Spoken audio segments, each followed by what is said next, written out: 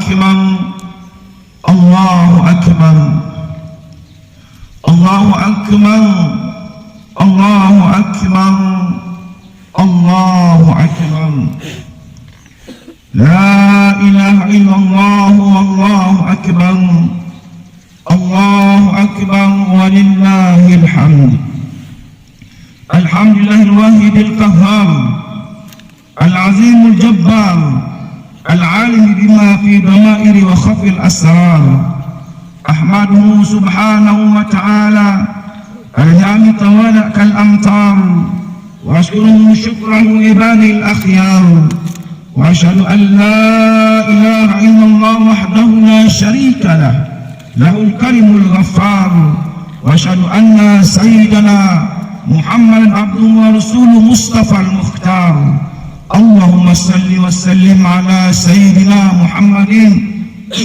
وعلى آله وصحبه صلاة وسلاما دائمين متلازمين ما دامت الليل والنهار أما بعد فيا عباد الله اتقوا الله واعلموا أن يومكم هذا يوم عظيم يتجه الله فيه على عباده من كل مقيم ومسافر ويباهي لكم ملائكة أن أنتم مقدرون فيه فعظموا حق تعظيم.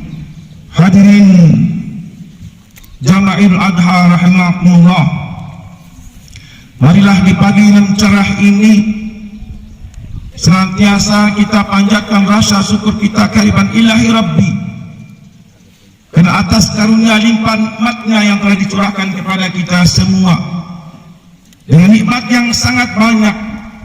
Dan apabila kita manusia mencoba untuk menghitung daripada karunia Allah, tiada seorang pun yang mampu untuk menghitungnya. Wa in ta'uddu ni'matallah la tuhsuha. Apabila kamu ingin untuk menghitung nikmat Allah, maka seorang di antara kalian pun tidak akan mampu untuk menghitungnya. Hadirin Jama'il Adha rahmatullah subhanahu wa ta'ala, melalui mimbar ini kami mengajak kepada diri kami sendiri dan kepada jamaah sekalian, marilah dengan sisa usia, dengan sisa umur yang Allah berikan kesempatan kita di depan hidup di atas dunia ini, senantiasa menambah kualitas keimanan kita kepada Allah Subhanahu wa ta'ala, sekaligus menambah kualitas ketakwaan kita kepada Allah Subhanahu wa ta'ala. Karena hanya dengan bertakwalah, karena hanya dengan perbekalan takwalah seseorang akan meraih keselamatan dunia yang sesaat, apalagi keselamatan akhirat yang kekal abadi selama-lamanya. Fatazawwadu fa inna khairaz zadit taqwa. Dan perbekalah kalian wahai umatku, wahai manusia, dan sebaik-baik perbekalan Allah ketakwaan yang mantap kepada Allah Subhanahu wa ta'ala. Allahu akbar, Allahu akbar, Allahu akbar walillahil hamd. Pada setiap momen Idul Adha tentu kita diingatkan kembali akan kisah agung keluarga Ibrahim alaihi salam, keluarga teladan, keluarga yang sempurna dalam pengabdian kepada Allah Subhanahu wa ta'ala. Namun pada kesempatan ini kami tidak ingin mengupas kisah lebih detail, karena kisah ini sudah sangat familiar di telinga kita semua, sehingga kami hanya ingin mengupas sisi pendidikan imaniah keluarga Nabi Ibrahim alaihissalam.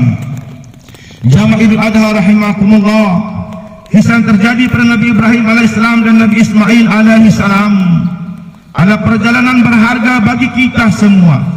Seorang bapak yang sangat membanggakan putranya dan yang sangat mencintainya diperintahkan oleh Allah Subhanahu wa ta'ala untuk menyembelihnya. Perintah yang secara zahir sangat berat dan bertentangan dengan hati nurani seorang bapak. Kisah dasar yang terjadi pada Nabi Ibrahim alaihissalam, Siti Hajar dan Ismail alaihissalam adalah cermin seorang bapak, ibu dan anak yang saling mencintai karena Allah. Nabi Ibrahim dan keluarganya juga merupakan potret keluarga tangguh dalam menggapai ujian dan cobaan berat yang diberikan oleh Allah Subhanahu wa ta'ala. Kehidupan Nabi Ibrahim dan keluarga kecilnya benar-benar syarat dengan keteladanan yang patut untuk kita mengambil contohnya. Sebagaimana jelas oleh Allah dalam Al-Quranul Karim, "Qad kana lakum uswatun hasanatun fi Ibrahim walladzina ma'ah." Sungguh telah terdapat suri teladan bagi kalian pada keluarga Ibrahim alaihissalam beserta istri dan anak-anaknya. Allahu Akbar, Allahu Akbar, Allahu Akbar, walillahil hamd. Perasaan seperti apakah yang menyelimuti Ibrahim alaihissalam saat diperintahkan untuk menyembelih putra kesayangannya Ismail? Dapatkah kita bayangkan hadirin, setelah puluhan tahun menanti hadirnya sang buah hati dalam rumah tangganya, lalu ketika sang anak cahaya mata pelepas rindu yang dinanti-nantikan hadir, justru Allah SWT perintahkan untuk disembelih. Ibrahim pun menghadapi dua pilihan. Apakah mengikuti perasaan hatinya dengan mempertahankan Ismail sebagai buah cinta dalam rumah tangganya, ataukah menanti perintah Allah, ataukah mentaati perintah Allah dengan mengorbankan putra kesayangannya? Akan tetapi karena itu perintah Allah hadirin, sehingga Nabi Ibrahim pun tetap bergegas melaksanakannya dengan penuh keyakinan yang lurus dan suci kepada Allah Subhanahu wa Ta'ala. Situasi seperti inilah yang sejatinya setiap saat kita hadapi dalam kehidupan sehari-hari. Apakah kita lebih mengutamakan perintah Allah dan Rasulnya, atau memilih tetap menggenggam Ismail lain di sekeliling kita? Terkadang lisan kita mengatakan ini karunia Allah saat kita mendapatkan nikmat, tapi dalam prakteknya kita sering merasa sebagai pemilik hakiki dari nikmat itu.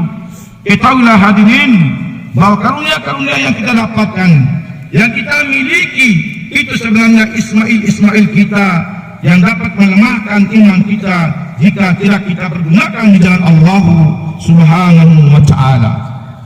Anak, istri, harta benda yang kita miliki, bisnis yang menjanjikan, jabatan yang menggiurkan, rumah makan kendaraan modern yang kita miliki, serta berbagai macam perhiasan, sejatinya itulah Ismail kita. Jika semua itu lebih kita cintai daripada cinta kita kepada Allah dan Rasulnya serta jihad di jalannya, maka sungguh kita telah membuat pilihan yang keliru. Sebagaimana firman Allah, katakanlah, jika bapak-bapakmu, anak-anakmu, saudara-saudaramu, istri-istrimu, kaum keluargamu, harta kekayaan yang kamu usahakan, perniagaan yang kamu khawatir kerugiannya, dan tempat tinggal yang kamu sukai adalah lebih kamu cinta dari Allah dan Rasulnya dan berjihad di jalannya, maka tunggulah sampai Allah mendatangkan keputusannya dan Allah tidak memberi petunjuk kepada orang-orang yang fasik. At-Taubah ayat 24. Allahu Akbar, Allahu Akbar, Allahu Akbar, walillahil hamd. Hadirin, kisah Ibrahim alaihissalam dan keluarganya yang sangat inspirasi tersebut merupakan kisah pengorbanan yang tiada bandingannya, di mana seorang ayah rela dan tanpa ragu mengorbankan anak tercintanya demi cinta dan keyakinannya yang suci lurus kepada Allah Subhanahu wa Ta'ala. Begitu agungnya kisah tersebut sehingga diabdikan dalam Al-Quranul Karim dan menjadikan syariat umat baginda Muhammad SAW, yaitu menganjurkan bagi muslimah yang mampu untuk menyembelih hewan kurban. Akan tetapi hadirin, yang harus kita pahami bahwa korban kambing, domba, sapi adalah simbol sebuah pengorbanan yang harus kita ikuti secara zahir dalam kehidupan kita sehari-hari. Namun makna yang tersirat di balik penyembelihan kambing, domba dan sapi tersebut adalah menghadirkan makna pentingnya pengorbanan dengan mencontohkan apa yang dilakukan oleh Nabi Ibrahim alaihissalam beserta keluarganya. Artinya pengorbanan yang kita butuhkan tidak sekedar menyembelih kambing, domba dan sapi, akan tetapi memahami dan merasakan di balik kisah Nabi Ibrahim alaihissalam dan keluarganya itu ada yang paling penting, yaitu mengorbankan apa yang diberikan oleh Allah Subhanahu wa Ta'ala kepada kita dari apa yang paling kita cintai dan kita banggakan hanya untuk Allah Subhanahu wa Ta'ala.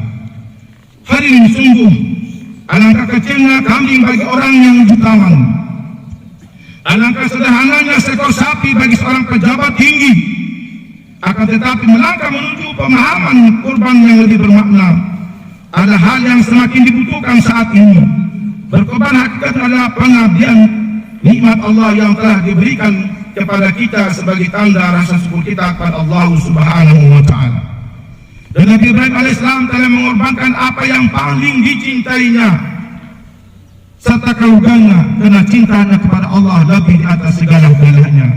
Sehingga Ibrahim alaihissalam dan keluarga diabdi dalam Al-Quran, di dalam salat dengan selawat Ibrahimiyah, di dalam ibadah haji dan rangkaian manasiknya, serta dalam ibadah kurban itu sendiri. Dan tanalul birra hatta tunfiqu mimma tuhibbun wa ma tunfiqu min syai'in fa innallaha bihi alim. Sama sekali kamu tidak akan mendapatkan kebaikan di sisi Allah sehingga kamu mengeluarkan apa yang paling kamu cintai, dan tidaklah kamu mengeluarkan menginfakkan harta kalian, sesungguhnya Allah Maha mengetahui.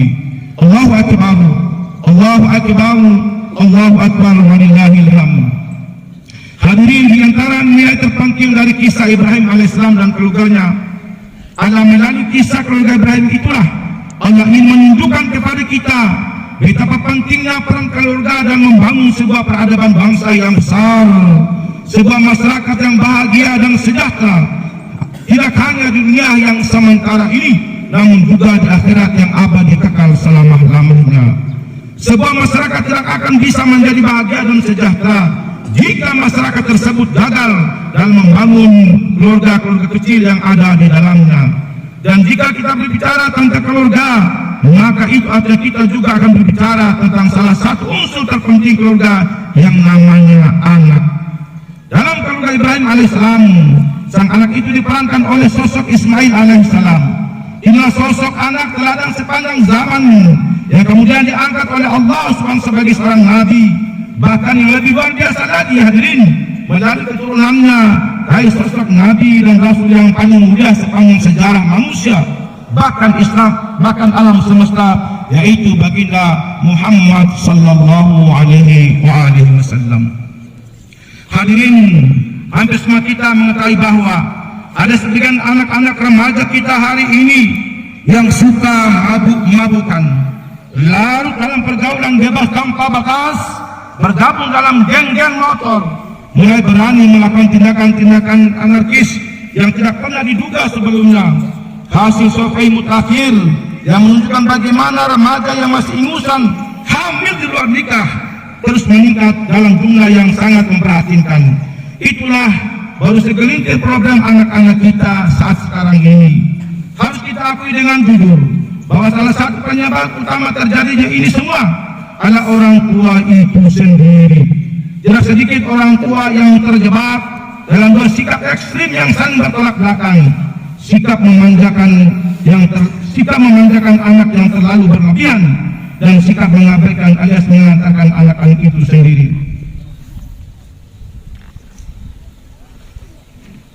Ada orang tua yang menganggap bahwa kasih sayang terhadap anak harus ditunjukkan dengan pemberian dan pemenuhan segala tuntutannya, permintaannya, dan keinginannya.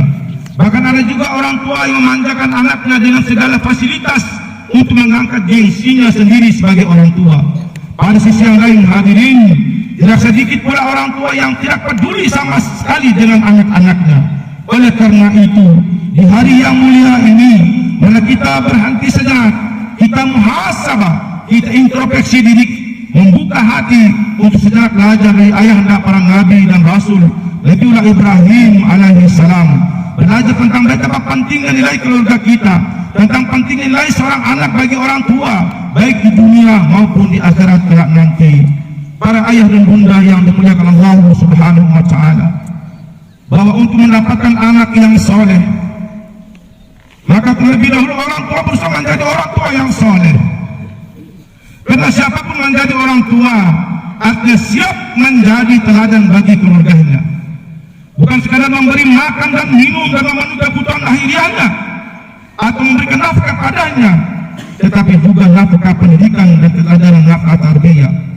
Keberhasilan Ibrahim alaihissalam mendapatkan karunia seorang anak yang soleh seperti Ismail alaihissalam adalah karena beliau sendiri berhasil mendidik dan membentuk dirinya menjadi seorang ayah yang soleh di hadapan Allah Subhanahu wa Ta'ala. Hadirin, pertanyaannya sekarang untuk kita semua ini, siapa di antara kita yang sejak awal menjadi orang tua sudah belajar dan berusaha menjadi orang tua yang soleh? Apakah kesibukan kita mensolehkan pribadi kita sudah menyamai kesibukan kita mengurus rezeki dan urusan dunia lainnya? Salah seorang pakar pembinaan anak dan keluarga menegaskan bahwa pembinaan dan tarbiyah yang kita capai hari ini adalah gambaran tentang bagaimana pembinaan pribadi kita sendiri di masa yang lalu. Generasi kita hari ini adalah hasil pendidikan keluarga kita beberapa tahun yang lalu. Pendidikan hanya menaruh harapan penuh pada sekolah atau madrasah tanpa sentuhan pendidikan yang baik dari dalam rumah tangga. Akhirnya seperti realita hari ini, kita saksikan banyak yang sukses, namun tidak sedikit pula yang hanya menjadi aktivis di kampus tetapi kosong di masyarakat. Banyak yang pandai bicara tetapi miskin amat dan krisis kreativitas. Allahu Akbar, Allahu Akbar, Allahu Akbar, walillahil hamd.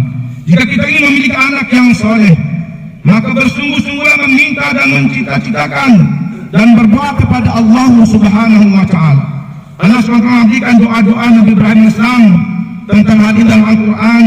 Rabbi habli minas salihin, Rabbi habli minas salihin. Ya Allah, jadikanlah saya tergolong orang-orang yang soleh, yang taat kepada Engkau. Rabbi ij'alni muqimas salati wa min zurriyyati Rabbana wa taqabbal du'a. Ya Allah, jadikan saya orang yang senantiasa menjaga memelihara salat dan keturunan saya, ya Allah. Rabbana wa taqabbal du'a. Ya Allah, ya Tuhan kami, Engkau zat penerima doa-doa kami. Allahu Akbar, Allahu Akbar, walillahil hamd. Mungkin banyak dari kita yang sekedar menginginkan anak yang saleh, tetapi siapa di antara kita yang sungguh-sungguh berdoa minta kepada Allah Subhanahu wa Ta'ala dengan kelopak mata berderet air mata? Siapa di antara kita yang secara konsisten menyelipkan doa-doa terbaik untuk anak-anaknya dan keluarganya dalam setiap sujud dan munajatnya kepada Allah Subhanahu wa Ta'ala? Jika memang kita bercita-cita mendapatkan anak yang soleh, maka kita harus berpikir dan berusaha sungguh-sungguh pula mencari jalannya. Bahkan lebih dari itu, hadirin, saat kita bercita-cita ingin mempunyai penghasilan yang besar, rumah tinggal yang mewah, kendaraan idaman dan lain sebagainya, dan di antara hal yang sungguh-sungguh harus kita jalankan untuk menuju impian mempunyai anak yang soleh, soleha, yang kelak nanti senantiasa akan mendoakan kedua orang tuanya. Maka harus memenuhi ada 4 hal. Yang pertama, ketika mencari rezeki yang halal untuk keluarga dan anak-anaknya. Dalam pandangan Islam, apa yang dikonsumsi oleh tubuh manusia akan mempengaruhi terhadap perilakunya. Karena itu Islam mewajibkan kepada setiap orang tua untuk memberikan makanan kepada keluarganya dengan cara yang halal, yang perlu dengan cara yang halal kepada anak-anak mereka. Bahkan makanan yang halal untuk keluarga akan sebagai sedekah di hadapan Allah Subhanahu wa Ta'ala. Innal muslima idza anfaqa ala ahli kana lahu sadaqah. Sesungguhnya seorang ayah yang mencari rezeki dengan cara yang halal, tidak melalui curi, tidak melalui korupsi, tidak melalui tipu, maka tergolong yang memberikan sedekah kepada keluarganya. Hadirin, usaha memberikan nafkah yang halal tentu saja menjadi tantangan tersendiri bagi orang tua. Dan untuk itu kita harus selalu mengingat peringatan Rasulullah SAW tentang tantangan tersebut. Akan datang suatu masa bagi manusia di mana seorang tidak lagi mempedulikan apa yang dikumpulkan, apakah dari cara yang halal atau dengan cara yang haram.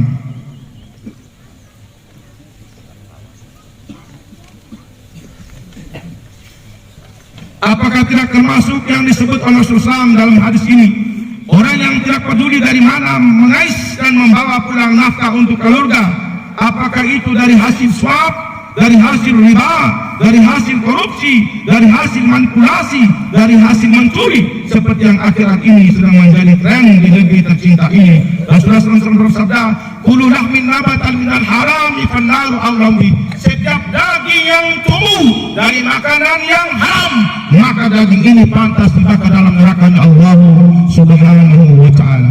Hadirin yang kedua, memberikan kasih sayang kepada anak tetapi tidak memanjakannya. Hari ini seiring dengan perkembangan teknologi yang nyaris tak terbendung, kita sudah tidak aneh lagi melihat anak-anak yang diberikan orang tuanya dengan peralatan komunikasi canggih, yang bisa apa saja, termasuk bisa mengakses tayangan-tayangan pornografi.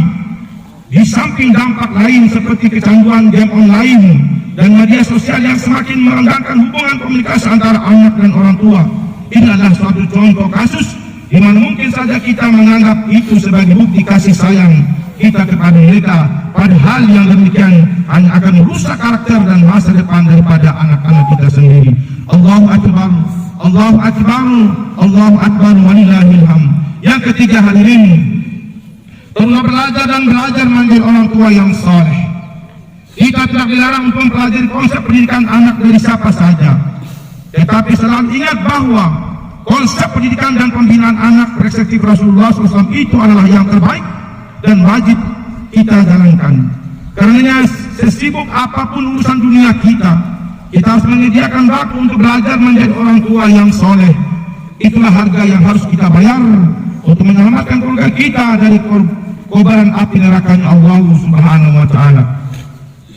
Ketika setiap hari anak-anak melihat orang tuanya tunduk dan patuh kepada Allah Subhanahu wa taala, tekun beribadah, maka akan tertanam dalam hati anak-anak kita keyakinan dan keimanan kepada Allah Subhanahu wa taala. Tetapi sebaliknya, hadirin, jika setiap hari anak-anak kita melihat orang tuanya hanya memikirkan dan mementingkan dunia serta menalihkan ibadah kepada Allah Subhanahu wa taala, tidak ada keagungan Allah di dalam rumahnya, tidak ada cinta dan amal agama dalam rumahnya, maka jangan salahkan anak-anaknya akan tumbuh dalam kecintaan dan kegilaan pada dunia sama seperti orang tuanya. Ketaatan sebagaimana jelas Rasulullah, ketakwaan orang tua berpengaruh baik pada keturunannya, dan kemaksiatan, kedurhakaan orang tua berpengaruh buruk pada keturunannya. Faktanya, hadirin, mulai kecil anak-anak kita dididik untuk pintar supaya jadi pegawai berpangkat tinggi, sekolah yang benar agar menjadi kaya. Dunia saja yang kita tanamkan dalam hati dan pikiran anak-anak kita, sehingga anak-anak kita yang masih kecil sudah tahu uang, mengagumi orang-orang kaya, orang-orang yang berpangkat, maka semuanya kitalah yang merusak anak-anak kita sendiri. Pada akhirnya akan tumbuh generasi gila dunia, generasi yang mengabaikan agama dan perintah Allah Subhanahu wa taala. Sebagaimana firman Allah, "Fa khalafa min ba'dihim khalqun adaa'u salata wa tabu'u syahwat fa sawfa yalqawna ghayya." Maka akan datang sesudah mereka pengganti yang jelek, yang menyia-nyiakan salat dan memperturutkan hawa nafsu, maka mereka kelak akan datang menemui kesesatan di hadapan Allah Subhanahu wa taala. Maryam ayat 59. Dan generasi itu adalah saat ini. Berapa banyak putra putri kita yang meninggalkan salat, yang berdiri di saf-saf salat masjid kebanyakan orang-orang tua. Mudah-mudinya banyak yang tidak salat. Ditambah lagi dengan gaya hidup mereka yang cenderung menuruti hawa nafsunya. Lalu bagaimana ujung generasi yang seperti ini, hadirin? Fasawfa yalqawna ghayya. Maka mereka akan menjumpai mereka dalam keadaan sesat di hadapan Allah Subhanahu wa taala. Hadirin, mengapa kita harus benar-benar serius merancang kehadiran anak soleh di dalam rumah tangga kita? Jawabannya karena anak adalah investasi yang tak ternilai harganya. Anak yang soleh adalah pelita yang tak terpadamkan, meski kita telah terkubur di dalam liang lahatnya Allah Subhanahu wa taala. Anak yang soleh adalah sumber pahala yang tak terputus, meski tubuh kita telah hancur belakangan tangan. Sebaliknya, hadirin, anak-anak yang tidak sholat, anak-anak yang tidak soleh akan menjadi sumber bencana bagi orang tua di dunia yang sementara ini, apalagi di hadapan Allah Subhanahu wa Ta'ala. Memang untuk mendapatkan keturunan yang ideal memerlukan perhatian, pengorbanan yang sangat besar, bahkan harus diiringi dengan keikhlasan dan kesabaran yang tinggi. Maka sangat aneh apabila kita merindukan generasi pejuang, sementara perhatian dan pengorbanan yang diberikan sangatlah kurang. Atau mungkin pengorbanan dan perhatian sudah cukup, akan tetapi belum proporsional. Perhatian dan pengorbanan yang diberikan lebih banyak pada hal-hal yang bersifat materi, bukan spiritual atau rohani. Sadarkah kita bahwa hari ini kita sedang diajari oleh sang anak Ismail alaihissalam dan ayahnya Ibrahim alaihissalam tentang makna pengorbanan kepada Allah Subhanahu wa Ta'ala. Dan Siti Hajar yang pendidikan yang baik, sehingga tumbuhlah Ismail sebagai anak yang memiliki keimanan dan keikhlasan yang mantap kepada Allah Subhanahu wa Ta'ala. Alangkah bangga dan bahagia kita jika di rumah kita isinya adalah anak-anak yang semacam Ismail. Tetapi untuk mendapatkan tidak semudah membalikan telapak tangan. Perhatian pendidikan macam apa yang harus kita tanamkan, keteladanan macam apa yang harus kita tunjukkan. Bapak Ibu hadirin, penyesalan terbesar orang tua adalah ketika di dalam kubur nanti, bahwa para orang tua sadar bahwa yang mereka butuhkan selama ini adalah anak-anak yang soleh, yang mendoakan mereka, yang paham tentang agama dan pandai dalam membaca Al-Quranul Karim. Bukan anak-anak dengan segudang prestasi dunia, namun hanya jadi kebanggaan semata dan tidak bermanfaat bagi akhirat mereka. Dan ingatlah, jika Anda memberikan materi pada anak, maka ia harus menjaganya. Tetapi ketika Anda memberikan moral dan spiritual yang baik, maka itu yang akan menjaga anak itu di hadapan Allah Subhanahu wa Ta'ala. Hadirin, Ibnu Qayyim al-Jauziyah mengatakan, rusaknya anak-anak umumnya karena orang tua mereka sendiri. Rusaknya anak-anak umumnya karena orang tua mereka sendiri, yang tidak memperhatikan dan tidak mengajarkan kewajiban-kewajiban agama dan sunnah-sunnah bagi Nabi Muhammad kepada anak-anaknya. Bahkan terkadang anak bermaksiat karena fasilitas yang diberikan orang tuanya. Maka pandailah wahai orang tua dengan apa yang kamu berikan kepada anak-anakmu. Mudah-mudahan Idul Adha kali ini adalah Idul Adha yang membawa berkah bagi rumah tangga dan keluarga kita semua. Anak-anak kita menjadi soleh dan solehah, suami atau istri kita menjadi soleh dan solehah pula. Dan di ujung ini, mari sejenak kita menundukkan jiwa dan hati kita. Marilah kita berlepas diri dari segala kekuatan kita. Marilah kita berlepas dari segala kekuasaan kita. Marilah kita berlepas dari segala kemewahan kita. Mari kita berdoa hadirin, menyampaikan munajat kepada Sang Maha Pendengar Allah Jalla Jalaluh. Semoga doa-doa kita dihantarkan insya Allah bersama dengan ibadah kurban yang kita tunaikan pada hari ini. Ya Allah, hari ini kami datang menutup pintu ampunan. Hari ini kami hadir bersimpu dengan peluh-peluh dosa yang akan ditubuhkan. Ya Allah, ya Allah, mintakah kami sering lupa bahwa kehidupan di dunia ini sangat singkat, hingga kami pun jatuh dan jatuh lagi ke lembah kedurhakaan kepadamu. Allahumma ya Allah, ampunlah kami ya Allah. Jika Engkau menutup pintu ampunanmu yang agung, kepada siapa lagi kami memohon ampunan ini?